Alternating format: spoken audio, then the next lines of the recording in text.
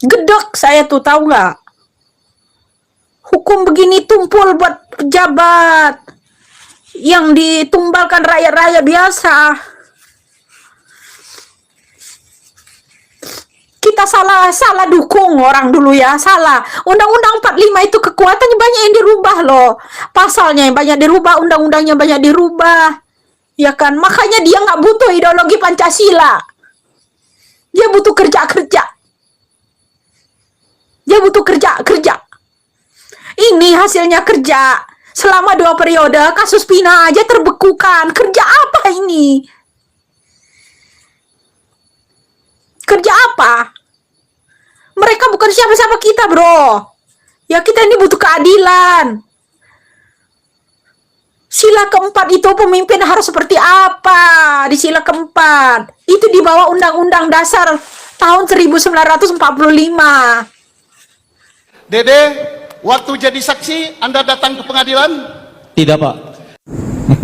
No, Rudiana, jangan sembunyi lu. Jangan lari lu. Aib sekalian, jangan kasih kendor.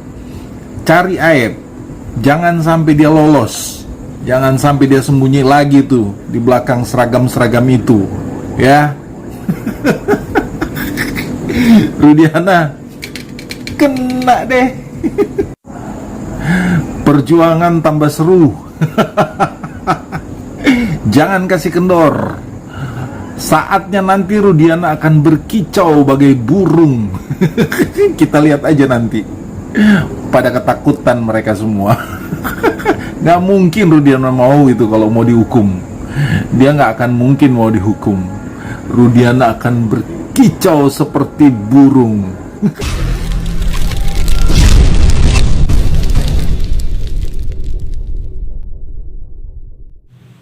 Halo guys, kita tentu kaget dengan hasil tes DNA yang dibiayai oleh Kang Deddy Mulyadi.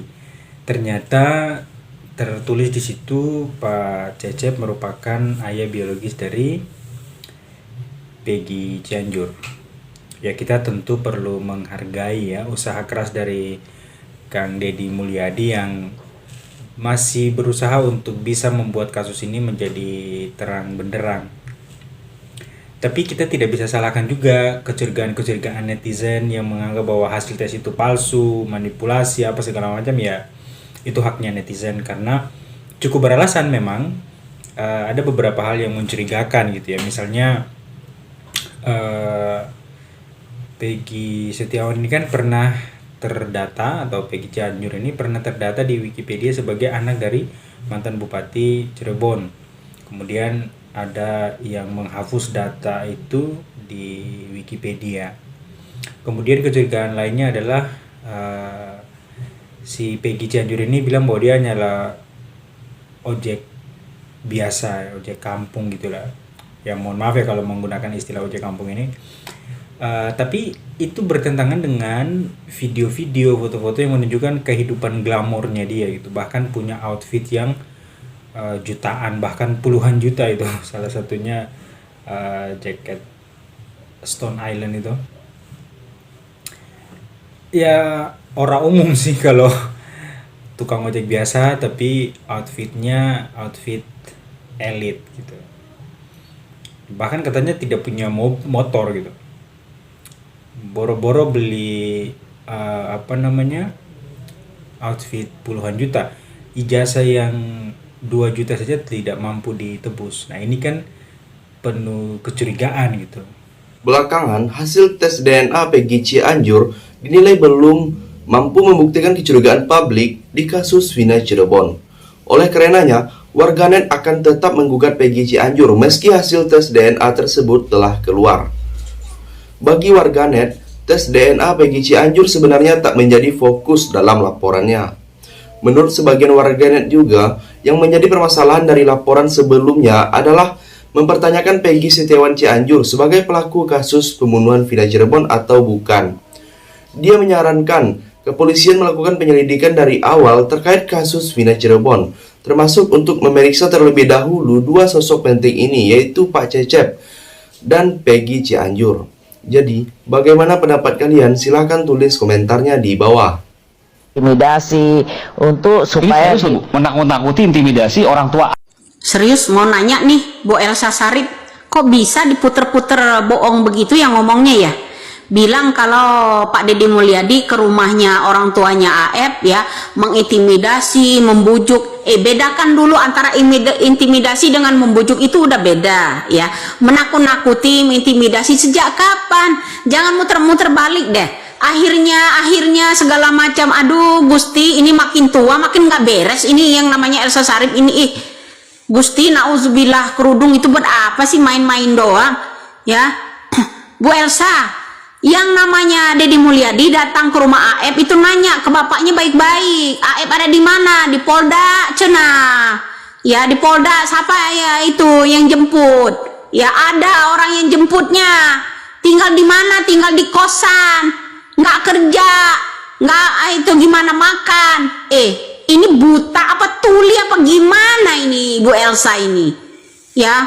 Kok bisa-bisanya dia wawancara bilang kalau ada orang yang mengintimidasi yang namanya orang tuanya yang namanya AF. Bu, abis nelen apa sih Bu? Abis nelen uang miliaran apa gimana kok ngomongnya ngalur ngidulin begini ya? Jangan bohong lah Bu ya. Makin tua itu makin bertobat, bukannya makin tua makin ngebohong, ngebanyakin dosa lo ya. Muter-muter aja lo.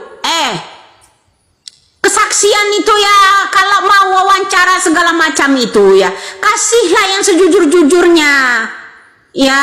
Coba sekali-kali ibu tuh disumpah pocong kek ya, kayak temannya itu si Tuan Takur itu kemarin, dia mau sumpah pocong katanya biar samar geledek sekalian lu. Di sisi lain, saksi dalam kasus pembunuhan Vina Cirebon dan Eki, yaitu AF, merasa tertekan setelah Deddy Mulyadi ikut turun tangan menginterogasinya sekeluarga. Deddy Mulyadi disebut AF kerap mengintimidasi untuk mengaku bahwa kesaksiannya di sidang kasus pembunuhan Vina Cirebon pada 2016 adalah bohong. Tak hanya mengincar AF, kini Deddy Mulyadi disebutkan mencecar keluarga AF juga. Deddy Mulyadi itu dianggap salah satu penyanderaan. Tujuannya cuma satu, yaitu memaksa AF mencabut keterangannya yang dibacakan di bawah sumpah. Jadi, bagaimana pendapat kalian? Silahkan tulis komentarnya di bawah. Selamat sore semua rekan-rekan media. Hari ini kami tim Hot. Ngeri-ngeri sedap. Timnya Hot Cream saat ini udah kayak maling kebakaran jenggot. Kepanasan gara-gara sidang lanjutan Saka Tatal, banyak bermunculan saksi-saksi baru yang menguatkan fakta bahwa itu lantas bukan pembunuhannya. Dan juga banyak bukti-bukti, meskipun itu nggak diakui sama pihak yang sono, ya oke lah, itu hak mereka. Dan yang anehnya, dulu pihak Hot Cream itu seolah-olah bermusuhan dengan pihak coklat. Nah sekarang duduk manis bareng. Aduh, so sweet banget. Jangan-jangan masuk angin. Masa iya? Hot Cream kan obat masuk angin. Kalau sampai masuk angin ya lucu lah. Terus si bule Mariam Celeste itu bilang kalau dia yakin banget kalau adiknya dikoitkan. Nah, kalau memang yakin, kenapa kemarin waktu Peggy bebas ngucapin selamat? Kan aneh, nggak konsisten, sama kayak lawyernya tuh kan. Aduh, aneh. Kayaknya lagi cair ini. Dan kalau menurut gua, kalau memang tim Hot Cream ini punya bukti, ya tunjukkanlah sama penyidik, sama yang berwenang gitu kan. Terakhir, pengacara Ibtu Rudiana, Pitra Ramadhani kena semprot pengacara mantan terpidana kasus Vina. Saka Tatal usai bilang saksi sedang PK tidak layak. Dalam sidang PK Saka Tatal, Muzakir mengatakan bahwa adanya sidang pra-peradilan dan PK akan meralat dosa-dosa yang ada selama di sidang pokok perkara kasus Vina Cirebon. Muzakir juga menyinggung soal pintu neraka dan surga bagi para aparat penegak hukum yang menangani kasus Vina Cirebon ini. Titin Prialianti memberikan penjelasan. Menurutnya, masalah layak atau tidak saksi yang hadir di sidang PK tersebut bisa dinilai oleh publik sendiri. Ia juga menyinggung soal novum atau bukti baru yang ia bawa dalam sidang PK Saka Tatal. Titin menyebutkan bahwa semua yang ia bawa tidak ada pada sidang kasus Vina tahun 2016 lalu. Jadi, sampai di sini bagaimana pendapat kalian? Silahkan tulis komentarnya di bawah. Saya dari channel YouTube Segudang TV, pamit, sampai jumpa.